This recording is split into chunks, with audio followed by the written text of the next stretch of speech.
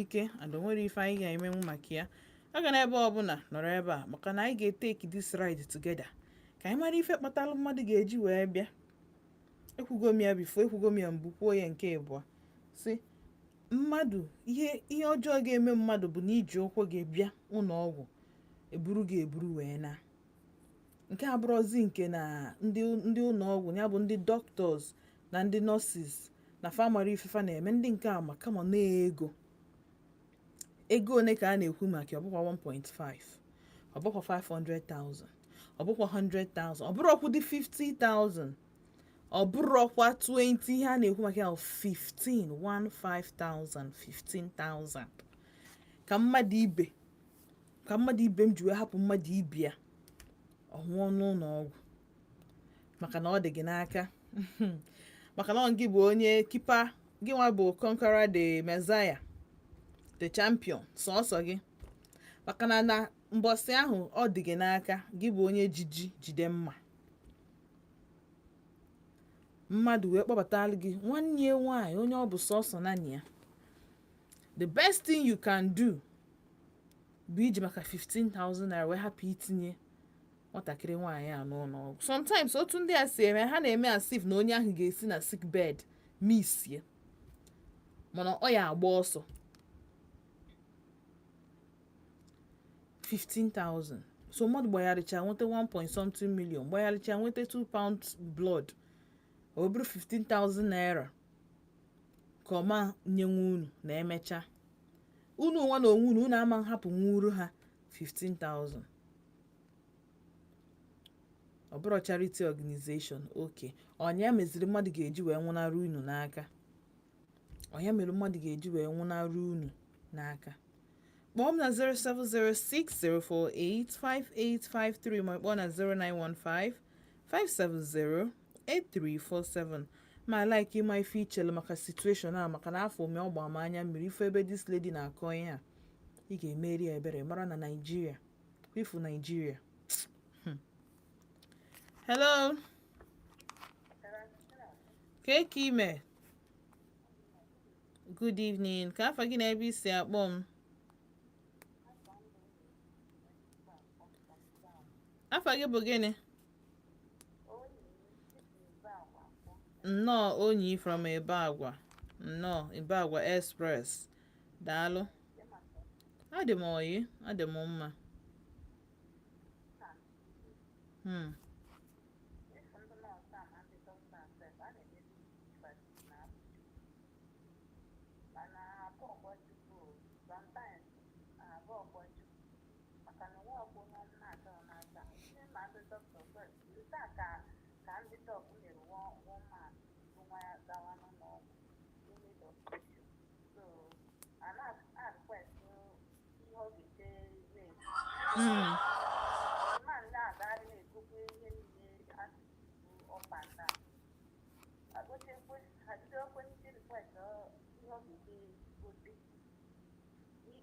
One of you has made operation one. Mana ama kwana de na mama mutenga water. Yeah. Hagar request ya. The man since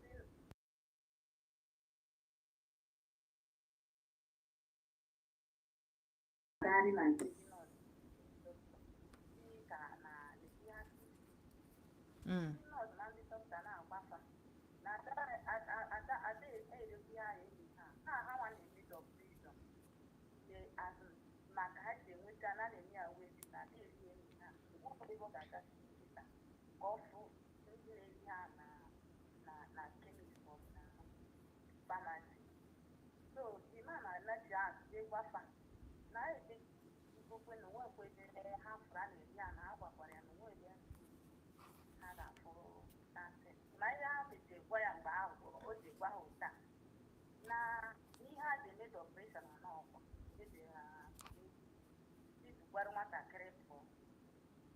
kama ha ga-agwa ya n'oge mgbe ha bụ data bịawa nwatakịrị na okwụsị ka nwatakịrị na-anwụta anwụ ka ha gwara so ọtụtụ ihe lot of things ha na-eme karịrị akarị eziụka nna gwa gị mana ọ dịrọ mma because of 20,000 naira ị ga-eji na-ele mmadụ anya bezi na nwụọ ịka oge kọntest gị dị ọ dịrọ mma mmadụ mekwe n'ihe maka Chukwu maka na onwe onye ada ahụ nọọsụ na ahụ dọkịta na ahụ ọ dịrọ mma tachari mana nna sida gel ya jiwe bụ na ịka mma na-aga baịbụl dịkwa ihe nke a na-agwụtekwa m daalụ and this situation a ka anyị ajụbasị Chukwu na-ama nke ka mma ọ nke a ka mma early death nke a careless death na amamihe ya abụrụ dị negligence nke abụrụ ka ya akpọ ụdị omume ndị doctors amị cause negligence bụ onye eduru gaa hospital amarọ ife a ga-eme ha amarọ what to do ha amarọ ọrụfa mana ndị nke a ma ọrụfa just nnọọ gbachapụ nkịtị nọ ntụrụ ọkwụọ 15,000 maka na ọha anwa ka ọ ka dị mkpa ndị nke butere nwanne fa ka ọ ka dị mkpa ọ bụrụ onye anwa ọ bụrụ ndị doctors ọ bụrụ ndị kwesịrị na-egosi akara aka ha because I believe na hospitals are measured by how many persons si jelu ụlọ ọgwụ a pụta ọfụma ndị dị ndụ bata ndị dị ndụ pụta ndị arụ ha zuru oke pụta ndị nke bụ na fa ji enweta ụdị ọgwụgwọ ha chọ wee pụta but in Nigeria unfortunately that's not the case. Hello. Good evening. Ka ime Samunna ji wenite olu gị o voice gị na-break. Samunna Emeka nnọọ.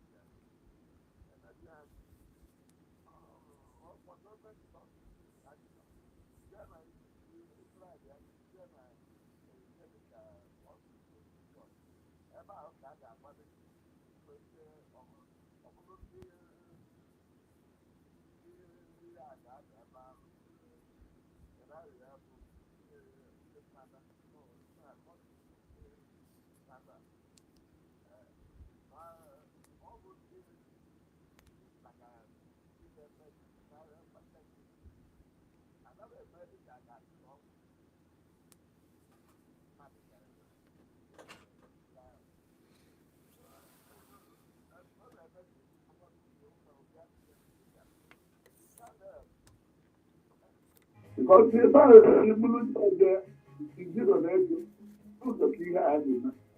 the Iwe nke kasị bụ laịf na a ga-eweta ego ahụ na a ga-akwasị na iwu na ike depụtiti ego ahụ ọ bụrụ na ike depụtiti ya ego ahụ ka a ga-eretiti ya onye ahụ dị ebe ahụ so ike bụkwala ihe anyị okwu ahụ igwelite site ọ dị ukwu okwu ọzọ nwere omere ihe mmadụ ịmala oge kama na onye ọbụla na-aratakwa otu elu dọkịta na-anwụ na nọọsis na-anwụ anwụ so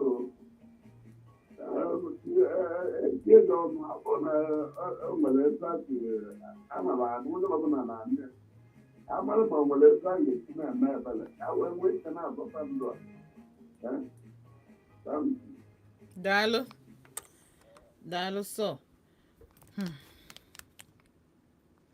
mana ọ na-abụ sometimes nnọọ ndị anụa a na-efili na fa adị anwụ ọ na fa akpa ọ maybe anyị dị ndụ ka anyị mebe ife anyị chọ na ịghọtago ọ dị anyị n'aka so ihe ọ na anyị chọọ ime anyị emewe enwe ike ọ bụla onye nwa bụ their resolution kee ka ime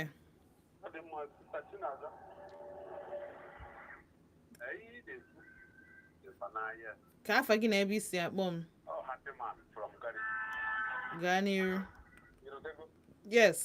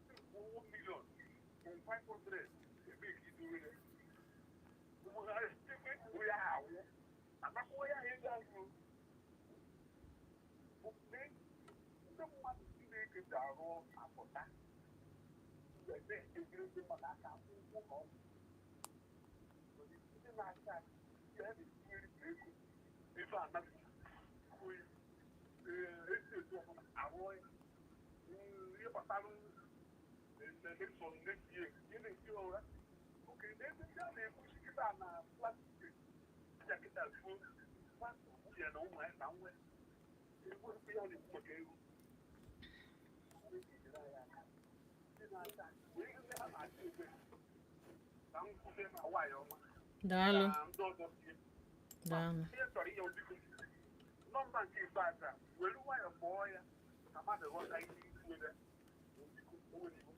nsogbu adịrọ daalụ sọ daalụ alright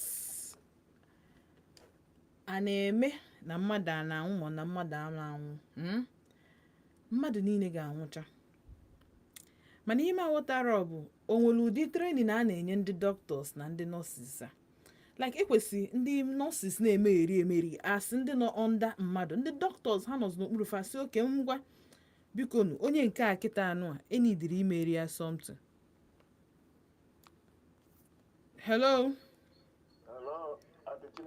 ka ime good evening nnọọ chikasin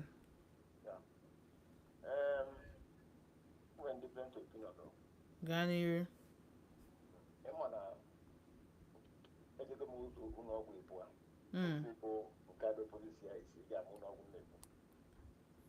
nwanne m nwoke yara CA of the liver ife ngo mgbe ahụ 36 pints of blood so before you do the operation everything that have to go to 10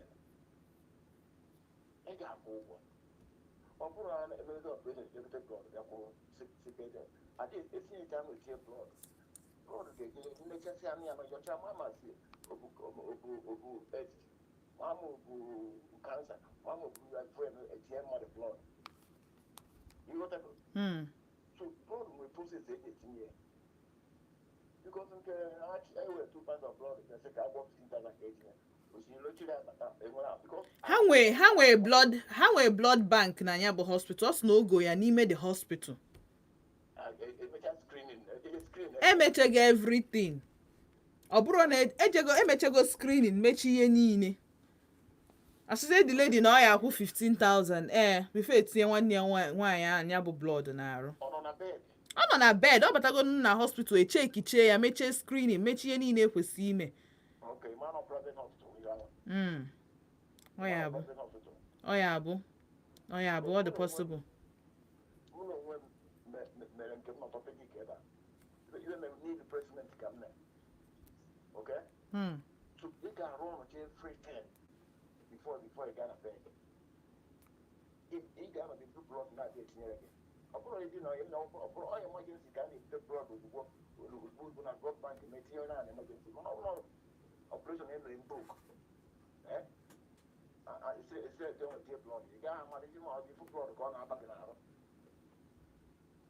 so let's open na arụ ndị tinye etu arụ ọrụ kwa ihe na blood nke a na-eblem doctors na nurses aka m adọrọ nke anwa ọlesi maka private ezigbo m anọ m n'ọtọpedik ike ebe almost a year nọ nwanne m nke nọrọ na ise na ite American center almost a year wee nwụọ 1999 ibere nke anyị bụ 36 pints of blood buka ka m ga-eti wee etinye blood wee dị ice block tinye ya a na-aflọch blood ka na-aflọch mmiri a na-eti ọ na-apụ na-apụ so arụ ya adịghị anabata ya bụ ọbara.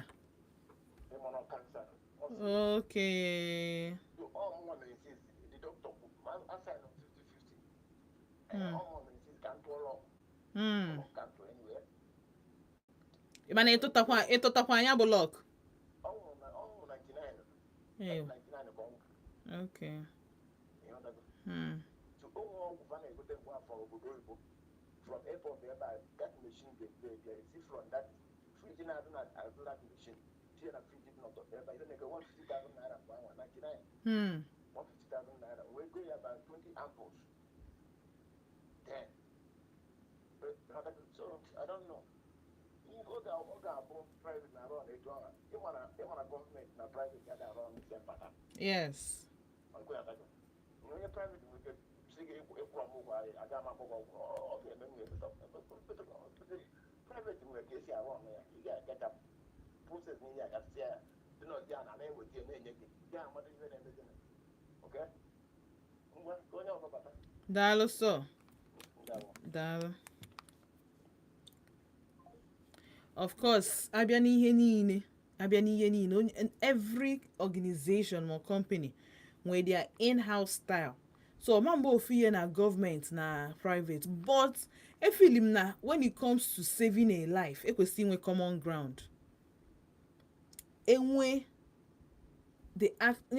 in a situation ebe ndụ mmadụ dị at stake ndụ onye ahụ nọ na line ọ nọzi n'elili ekwesị inwe gịnị a common ground that is survivor ka onye ka esave godi ya first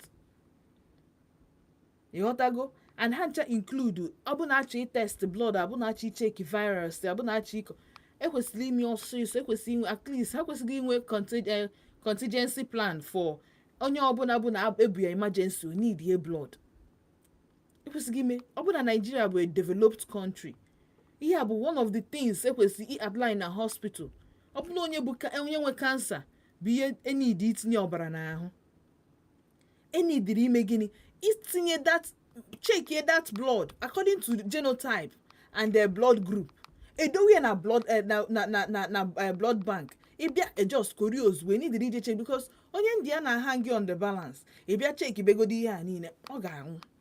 But ọ bụ na Nigeria bụ a developed at least abịa na each state enwe 2 hospitals dị like that echekigo ma ndị kansa ma ndị liver stone ma ndị nke ọ bụ na a na-echeki ọbara fa iche na onye bịa na o nwere ụdị ọbara o kwesịrị apart from genotype and na onwe ihe kwesịrị ime ekwesịghị imecha all these things so that abịa ajụkwanala onye ahụ kedu blood group kedu onwe ife ị na-aya echeki onye ahụ ewu stethoscope arụ nke ọ ya arụ ma sugar level ma ndị ọzọ echekicha ya ewelu blood tinye gị so that ka ndụ mmadụ dịgodo uri ya jirizie nwayọọ marụgodo ife aya na-emezi. Because I'm telling you, the rate I see na Nigeria na hospital. Obodo oyibo esighị otu ahụ. Why? Because ha wana onwe ha enwego these plans at stake. Anyị ka o ji awipụta also na one of the things in na-ekwu anyị chọọ ịmụtachi ihe ndị ọcha na-eme. Ọ bụrụ otu esi divorce ba akọt wee go into two anyị amụta ya buru ya n'isi na-akpagharị. Ọ bụrụ ịgba n'ilo na ndị ọcha na-eme ya ị na-eme ya unu eburu ya n'isi ka gala na-akpagharị. Mana eru as a private at least private hospital ikwesị inwe standard. Gị na ndị gọọmenti adịghị eme ya somebody nọ somewhere na-afund the government but ọ bụ na imepe hospital from akpa gị ikwesị inwe standard. Your priority bụ mmadụ imeki sure na ọ pụta na your hospital alive and they try their best. Mmadụ ya anwụgodo anwụ at least nwanne fa nọ n'akụkụ ama nje na-efeel that Nigeria happened. A ga-ama that Nigerians in the hospital tried. But ịkpa mmadụ 100 aka jego hospital 95 self ga-asị gị that ndị hospital anyị nwere ihe ha ma ha na-eme. Okwenwe situation na Ọnịcha nwoke chọrọ nwa for how many years? Ọ dịka ọ chọrọ nwa for 15 years if not more than. Chukwu mechie anyị ejima anọkata n'abalị before the day ejima ahụ arụ yawa the child ọgbọwa ka ọ na-agbọ ka ọ na-anyụ eduru ya jee one hospital. The hospital kama hospital ga-ekwu n'oge that they can't take care of this child. Amam ya agbanyere nwa ahụ mecheze refer kwa ha to another hospital before ha eju erute na ya bụ hospital nwatakịrị nwụọ. Ụmụ ejima Chukwu gọziri nwoke na nwaanyị after a very long time na hospital. It's very appalling, not the very very bad. Ọ na-awụ ncheta ihe hospital a tinyere ya n'elu ife ndị ọzọ anyị na-agabiga na this Nigeria. Ọ na-ewute m and I keep praying. I say unu make ye sure na unu doberu asị unu esezi n'ihe osisi unu esezina asị unu aṅụzina obodo anyị adịrọzi ka ọ dị na mbụ. I'm saying it na ha ekwu ya now because even the people kwesịrị save gị nweghị ego iji eje obodo oyibo isoro rich man na-agba olingo inweghị ego ịga hospital mana iso a rich man agba oringo nya bụ mmiri kọkwa ngwere ọ ya akọkwa oke nna ha ekwu ya now and ihe menje ekwuru this thing bụ na ọ na-eme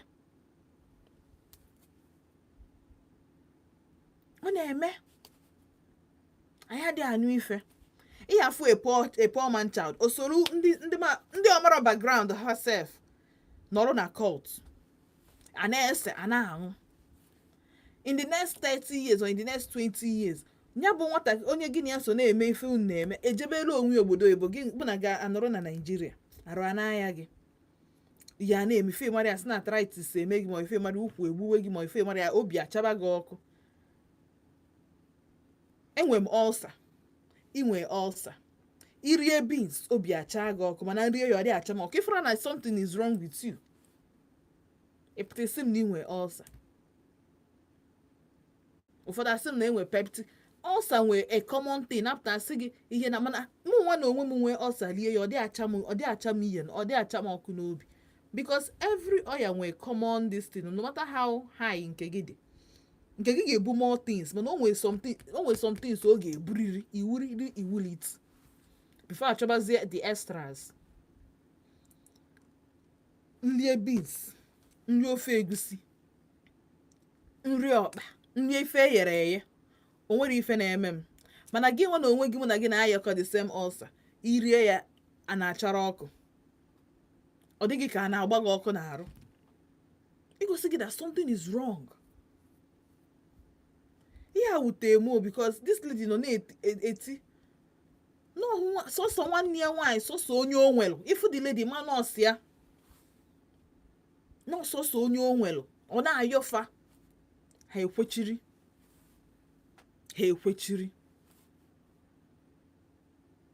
people are wicked.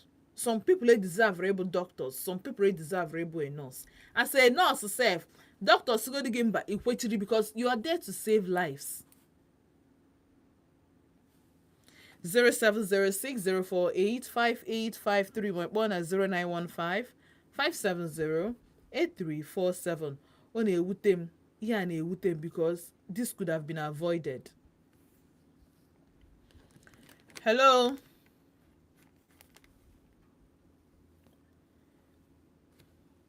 Hello? Alright, jisike ka ịkpọghachi m azụ. Network abidogokwa ịkwayali anyị. Alright, 0706-048-5853. Mo isonye m na YouTube. Yes, mo na Facebook. Na YouTube, ndị YouTube ka m were message unu. Nwali Chinonso Samuel Abbott sim hi Auntie Chinazo Daluso Tom Cruise $1,000 nyenumunu ka ebe ọ dị. And send the aza ozugbo. Onye jekwa Cecilia Simunde Auntie Chinazo and Vote ODENIGBO family, welcome to a new day. Daluso. Palania Pan sim hi. Onye jekwa Cecilia what about that may Nigeria never happen to any of us in this country. Amen. Nwali Chinonso what that kwasikwa hi Daluso. Onyejekwe Cecilia, my dear, I don't know why most doctors and nurses tend to forget forget their oath of office, which is to save lives. Cause if they actually have passion for saving life, things like this will not happen.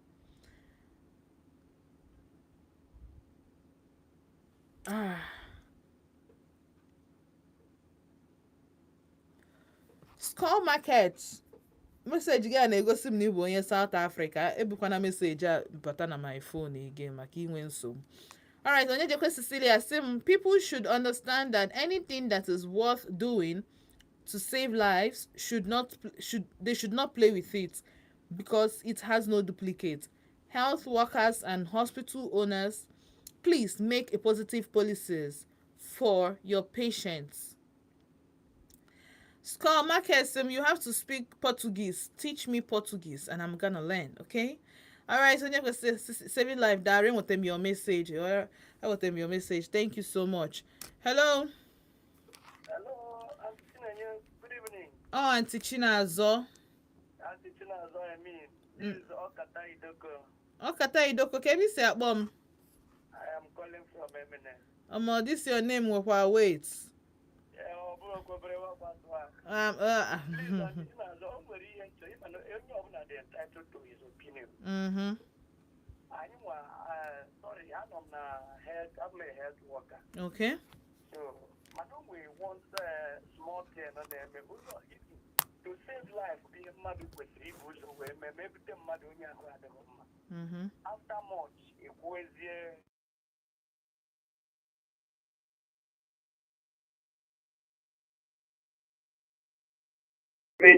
hospital. They decided to help. They treat Chonya. Ma they treat Chonya, the Ndi a brew of where the Oga of beer. A brew of where they may be in a hospital. So some doctors decide that never do it anymore. That's why they are referring to some hospitals. Had no they ever, although that Naga a woman a hospital or Ada. But open at their water about the patients are presenting that make you in a hospital due to that the bill the too much. We do for the name with the biased mind. If not, health first. How you have to design health first. So all you have to the even now for the Juena Barossa. All right, that also. my own contribution na this thing. Open I get way of a health that no when they gonna on a health or hospital nadia for security purposes, like government agents that get it China, they must pay. They will take a help for people.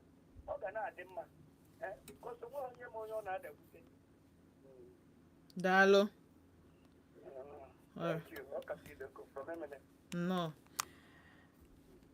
Ọkata Idoko si bụ a health practitioner, so ọ na-akọwata na na ọ bụ na a ga-enwe policy that na agwọcha gị ọrịa ịghọtago na ị ga-akwụ ụgwọ gị because na nsogbu na-abịa ka ọ bụ nụkwa na unu na-eme nke ahụ ọ dịrọzikwa mma. Hello, yes, ọ bụ na unu na-eme nke ahụ ọ dịrọzi mma because how ka anyị ga-esi emechaziere gị ihe ọma. Ọgwụ ahụ ego, gloves eyi, whatever it is they use on you, nke agba ga-agba nke enye ga-enye ji ego wee gị ya si kwesị ịkwụ ụgwọ medication gị. Mana nke na-adịrọzi mma bụ weda na onye ahụ akwụnwụọ na ọkwụnwụrụ unu ejide ya na hospital. Nke na-adịrọ mma bụ onye ịma na iyi ejide nwe onye nke ịma na ịkara ya kama iyi agwụ ya ọya godu ka e wekwu eziokwu na akwụrụ ụgwọ ma ọ na-akwụrụ ụgwọ ijide ya na hospital ọ dị mma. ịhapụ ya ọnwụọ, I mean to say. Hello, good evening, ka ime nnọọ ifo nwa nnọọ otekwa nnọọ gaa n'ihu. Chai, thank God na ị na-ege anyị. Daalụ o.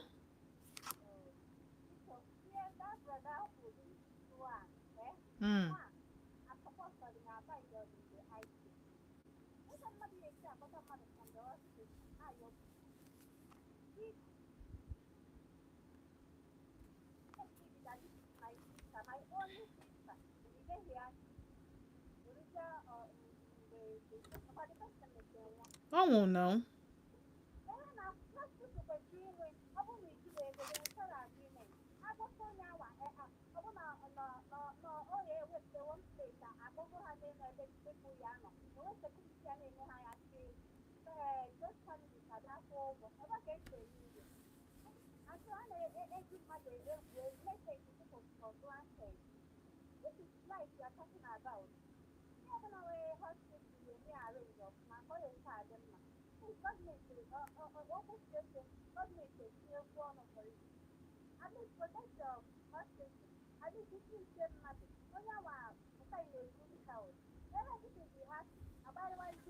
Mm-hmm.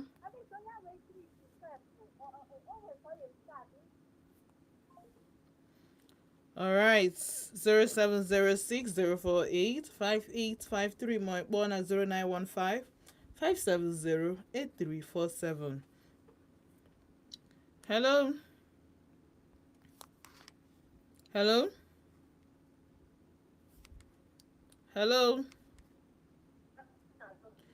Good evening. Ime. Oh, daalụ. Ka afa gị na-ebe isi akpọ m.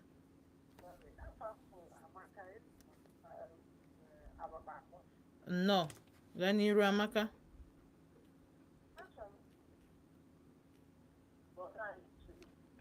Voice gị na-ebreak kwanụ. Ee.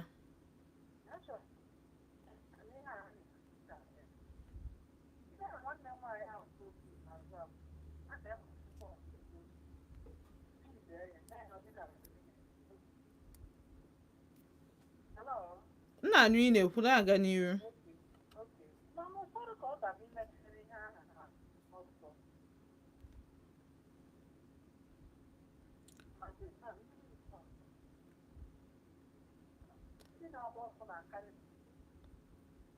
Voice gị na-ebreak kwa na-ebreak.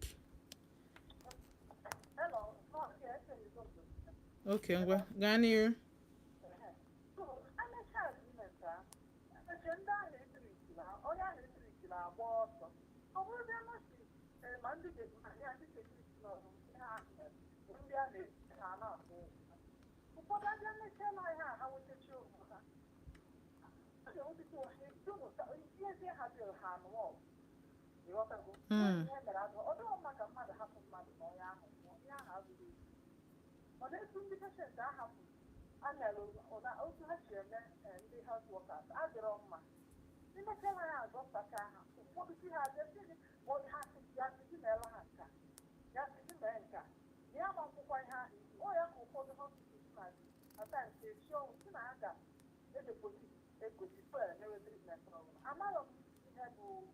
Nsogbu.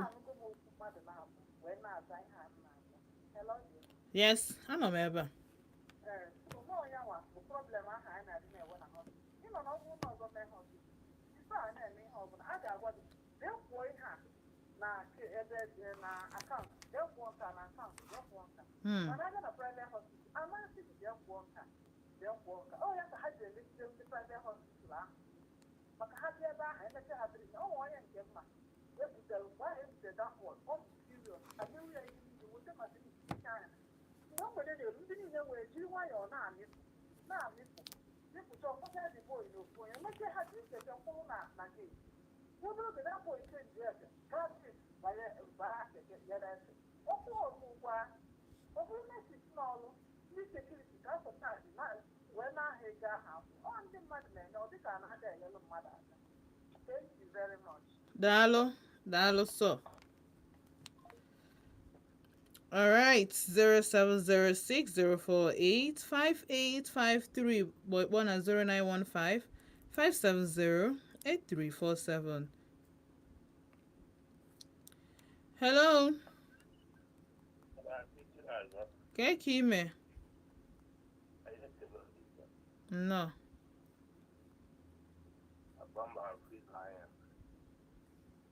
Afa gị bụ gịnị? Chiloko from Ogwu. No. Gaa n'iru.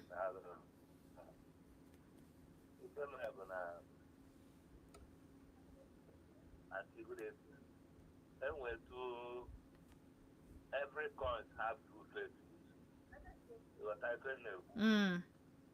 So he would say that coin, it was an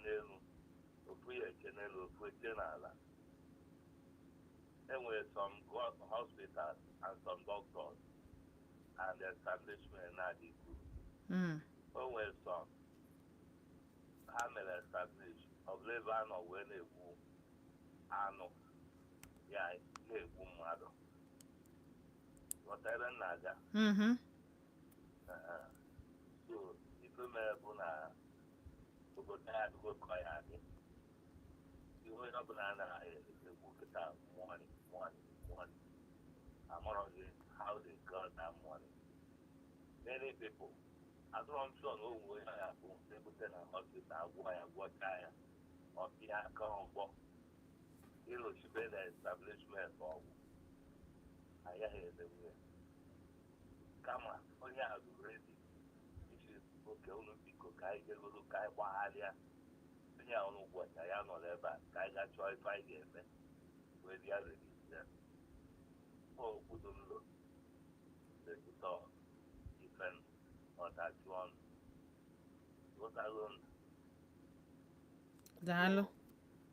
Even the governor, who were some doctors.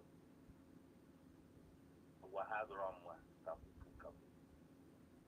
always some doctors where they have here when they said that they are hospital. Why I go to most that I'm not when zero from Ogwu. Daalụ so. Daalụ.